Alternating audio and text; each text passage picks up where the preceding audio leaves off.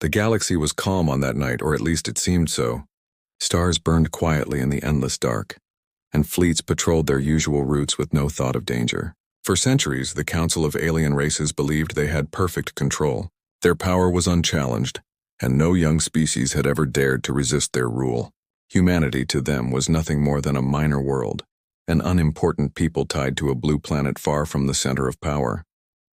They thought of humans as reckless explorers, too small to ever matter in the great order of the stars. But everything changed with one signal. It began at the edge of the Vega sector, in a listening station run by the Thalaric species. A group of alien technicians monitored deep space frequencies, expecting nothing more than routine chatter. The station was quiet, filled with the hum of machinery and the slow ticking of orbital time. Suddenly, one of the consoles began to beep in a tone no one had heard before. A young technician leaned forward, his antennae twitching with confusion. "Unidentified frequency," he said softly. "It's stronger than anything in the registry." The commander of the outpost, an older officer with scarred plates on his face, walked over and studied the signal. At first he dismissed it as background noise, some strange pulse from a dying star. But the technician shook his head. "No, Commander. This is not natural. Look at the pattern. It's rhythmic. It feels like an engine." The room grew silent. An engine? That made no sense. No ship should be able to broadcast on such a powerful wavelength, not from that far away. And yet the data was clear. Something was moving fast through the void. Something huge, and it was coming closer every second. The commander gave the order to track it. The computers strained as they gathered more information. Slowly, the blurred signal sharpened into a picture of unimaginable size. A warship, bigger than anything the galaxy had seen in centuries, was slicing through the stars. The commander's voice cracked as he whispered the reading aloud. "Impossible. Length 2 kilometers. Armor density off the charts. Power output beyond battleship class." One by one, the crew members looked at each other in disbelief. A vessel like this should not exist. No species in the known galaxy had the resources, not even the mighty Council fleets. And then came the final piece of data, the one that made the crew's hearts freeze. The ship's signature was not alien, it was human. The station went into chaos. Orders flew across the room as messages were sent to nearby fleets. Panic spread as news raced faster than light to the Council itself. The galaxy had laughed at humans for so long, mocking their small fleets of fragile frigates and clumsy destroyers. Yet here was proof that humanity had built something no alien could have imagined, a warship that should not exist. The first reports reached the Zalorian Fleet Command, stationed on the edge of their empire.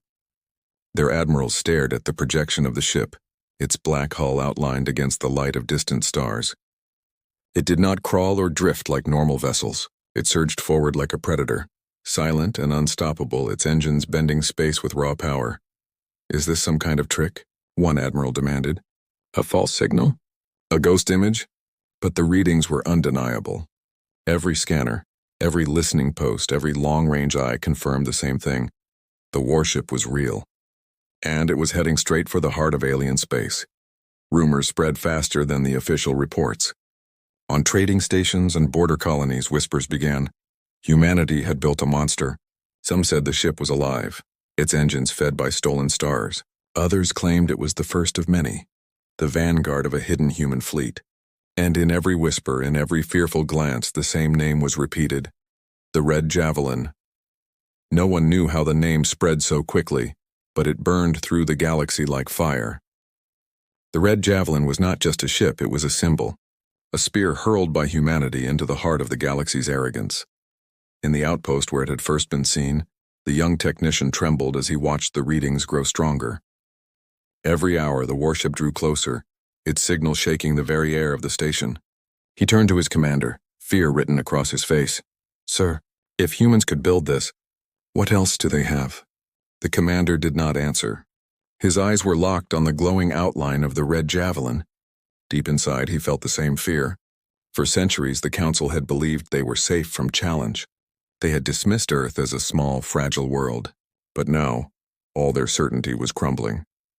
The stars themselves seemed to shiver as the ship approached, its shadow stretching farther than any fleet had ever cast. The galaxy, once calm, was no longer silent. Every species, every world, every commander who heard the signal knew the truth. Humanity had changed the balance forever, and the warship had not even arrived yet. The Galactic Council had not gathered in such urgency for centuries. Normally, their great chamber, carved into the core of a massive space station, echoed with calm debates, slow speeches, and calculated decisions. But now the hall was restless. The air itself seemed heavy, as if even the walls felt the weight of fear. Representatives from more than 30 alien races sat in their towering seats, their faces grim, their eyes darting nervously to the glowing projection at the center of the chamber. The image showed the silhouette of a massive vessel, the same one detected by the Thalrek station. Its long black hull, lit by streaks of red light, stretched across the hologram like a blade drawn in challenge. The voice of the speaker, a towering reptilian called Veyron, broke the silence. This is confirmed by all reports. The humans have constructed a warship of unknown class. They call it the Red Javelin. The name rippled through the chamber like thunder. Murmurs broke out instantly. Some delegates hissed in disbelief. Others bared teeth or flared wings in anger. But underneath all the noise, one emotion ruled them all: fear. A small insect-like delegate clicked its mandibles nervously. Impossible. The humans lack the resources. They lack the unity. They are primitive.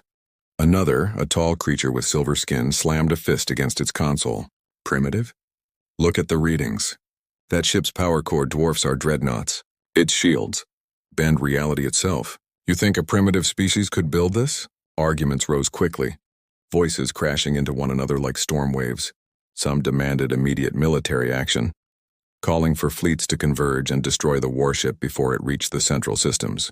Others warned that such action would only reveal weakness, that the humans might have more ships hidden.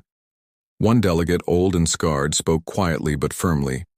You all laugh at them still, even when the proof is before your eyes. Have you forgotten Earth's history? These humans are survivors. They endure wars, disasters, and ruin, only to rise stronger each time. You gave them centuries of peace while you ignored them. Now they return with something none of us can explain. The room fell silent again. The thought was chilling. In one corner of the chamber, the Council's intelligence officer, a pale creature with long black eyes, stood to present his findings. We have confirmed through hidden agents that the humans kept this project secret for decades. They built it beneath the oceans of their world in caverns of ice and even on hidden bases scattered across their system. No one suspected because no one cared to look closely at Earth. He paused, letting the words sink in. The Red Javelin is not only a warship, it is a statement. Humanity built it in silence right under our gaze, and we never noticed. If they could hide this, what else can they hide? The chamber stirred once more. Some whispered of spies. Others feared entire hidden fleets. The word war began to slip into their conversations like a cold wind. The speaker raised his clawed hand for silence. We face a choice. Do we crush this warship now before it can act? Or do we attempt to open talks with these humans to understand their true purpose? The question broke the chamber again. The militarists roared for blood. Destroy it! Show them who rules this galaxy. They slammed their fists, their voices harsh with pride. To them, the Council was supreme and no young species had the right to challenge it. But others trembled at the thought. Destroy it with what? Our fleets combined could not match its energy output. Do you not see? To attack it blindly is suicide. One delegate, representing a species known for their wisdom, leaned forward. Do you not understand the deeper message? The humans did not build the Red Javelin only to fight. They built it so that we would see it. They want us to fear them. The silence that followed was heavier than before. Every being in that chamber knew the truth in those words. Fear was already spreading. Across colonies, border stations, and core worlds, the name of the Red Javelin was whispered in every tongue. Children spoke of it as a monster in the stars. Soldiers dreamed of its shadow blotting out suns. Merchants feared trade routes would collapse as panic spread. The galaxy was already trembling, and the ship had not even arrived. Finally, the speaker ended the meeting. His voice was deep, but his eyes betrayed unease. We will not act yet. We will watch. We will wait, and when the humans reveal their purpose, we will decide. The delegates rose from their seats, but none felt relief. They had chosen to wait, but waiting only deepened the dread. As the chamber emptied, the intelligence officer remained alone, staring at the projection of the warship. His mandibles twitched softly as he whispered words meant for no one but himself. If one ship can do this, what happens when they send more? In the endless dark of space, the Red Javelin continued its silent journey forward. Its engines glowed brighter, each pulse like a heartbeat echoing through the stars. And though no words came from it, the message was clear enough. Humanity was no longer a shadow in the galaxy. Humanity had announced itself with fire. The galaxy had been whispering for days. Rumors spread faster than ships could fly. Some said the Red Javelin was only a myth, a phantom designed to scare the Council. Others swore they had seen it already, slicing through border space like a predator in the dark. No one agreed on what was true, but deep inside, every commander, every soldier, every citizen felt the same fear. Humanity had created something that was not supposed to exist, and then, without warning, the Red Javelin appeared. It emerged from hyperspace near the Dravax cluster, an area protected by one of the galaxy's most advanced defense fleets. Dozens of alien warships patrolled there, shining silver hulls armed with plasma cannons and torpedo bays. For centuries, the Dravax fleet had been the pride of the Council, a wall no enemy had ever broken. The calm was shattered when the space around them rippled like water. Space itself bent, light twisted, and shadows stretched unnaturally long. Out of that distortion came a shape, black, massive, and terrifyingly fast. The Red Javelin tore through the veil of hyperspace like a blade breaking glass. Its armored hull reflected no light, yet lines of crimson energy pulsed across its surface like veins of fire. It was not just a warship. It was a predator born of steel and fury. The alien admiral on duty froze in shock. His many eyes locked onto the scanner display, but the numbers made no sense. Power output. Beyond limits. Shield readings. Impossible. It is bending gravitational fields just by moving. The fleet scrambled. Ships repositioned, weapons charged, and alarms howled through the void. Orders were shouted, desperate and sharp. Form attack line. Target its engines. Do not let it pass. But the Red Javelin did not slow. Its engines roared with a soundless hum that made space itself vibrate. To the aliens, it felt as if the ship carried its own storm with it, a pulse of energy that pressed against their hulls like a crushing tide. The first volley came from the Council fleet. Dozens of plasma cannons lit up the darkness, bolts of blue fire streaking across the stars. Torpedoes followed, leaving trails of silver light as they shot toward the human ship. The void itself seemed to blaze with fury, and yet, when the storm of fire struck the Red Javelin, it did nothing. The blasts curved, bent, and vanished against a shimmering wall of distortion that surrounded the ship. The plasma faded into harmless sparks. The torpedoes exploded in silence, their shockwaves absorbed into nothing. The Admiral stared, his hands trembling. They're shields. They are not shields, it is bending reality. Then the Red Javelin answered. A single red glow built at the center of its hull, pulsing brighter and brighter until it looked like a newborn star. The energy gathered into a spear of light, focused and sharp, before it was unleashed in silence. One beam, one strike. The alien destroyer at the front of the fleet was sliced in half. Its hull melted like wax, its engines ripped apart, its crew never even able to scream. The beam did not stop. It cut through a second ship, then a third, before fading into the black. 3 warships destroyed in a single heartbeat. The silence that followed was worse than the destruction. The alien fleet wavered. Some captains froze. Others shouted in panic.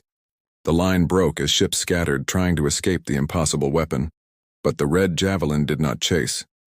It only moved forward, slow and steady, like a predator confident no one could stop it. Across the galaxy, the images of that battle spread within hours. The Council tried to contain the recordings, but it was too late. Every world saw the footage. The crimson beam, the ships cut apart, the warship advancing without fear.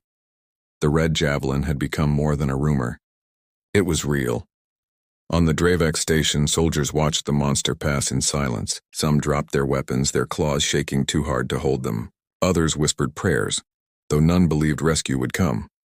One young officer whispered to his commander, "Why did it not finish us? It could have destroyed us all." The commander gave no answer. He too wondered. The Red Javelin had proven its strength, yet it showed restraint. It was a warning, not a slaughter. As the ship vanished deeper into alien space, its crimson light fading into the void, The galaxy felt the weight of its message. Humanity was not here to beg. Humanity was not here to kneel. The red javelin had appeared, and with its presence, everything had changed. From that moment on, the galaxy no longer asked if humanity could stand against them. They asked instead, when will the others arrive? The galaxy had seen the red javelin. It had witnessed its shield bend reality and its weapon cut through fleets like paper. The Council tried to calm the chaos, spreading lies that the battle near Dravax was exaggerated. But recordings kept slipping through. Soldiers told their families. Traders whispered in docking bays. Refugees carried the story from one system to another. No lie could bury the truth. Humanity had built a warship that should not exist. Now the galaxy waited for what would come next. Would the red javelin begin its destruction? Would Earth unleash more of these impossible ships? Fear had already broken the order of the stars. The galaxy was holding its breath. And then, for the first time, the red javelin spoke. It began as a low vibration across alien communication networks.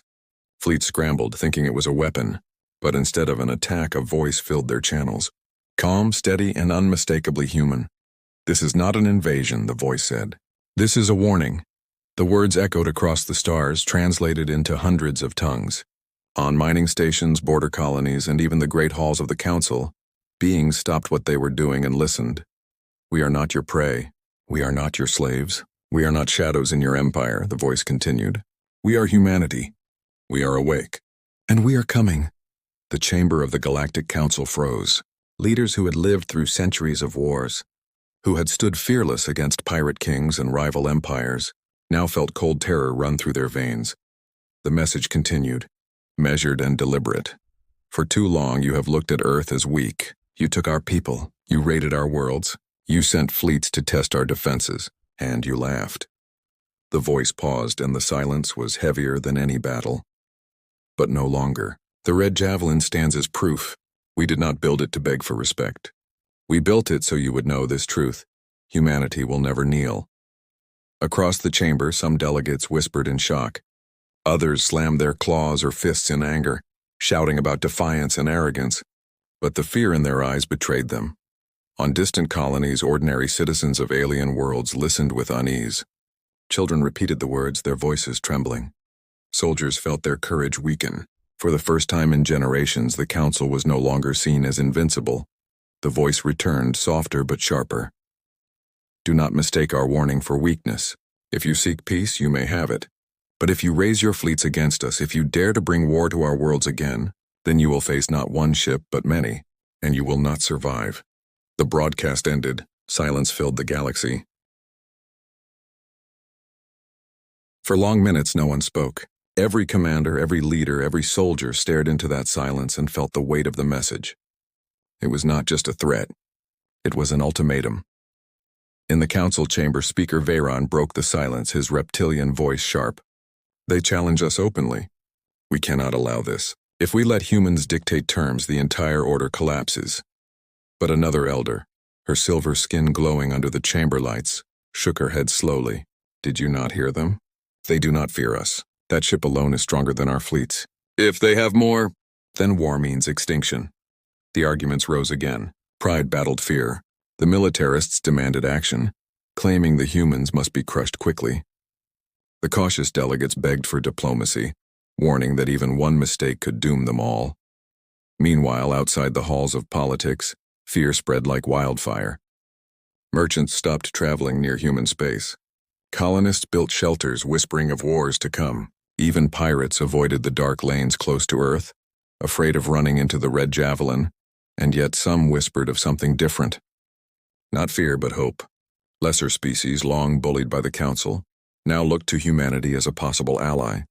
If the humans could build such a ship in secret, maybe they could change the balance of power. Maybe for the first time the Council could be challenged. The galaxy was dividing. Fear on one side, hope on the other. But no matter what they believed, everyone knew the same truth. Humanity had given its ultimatum.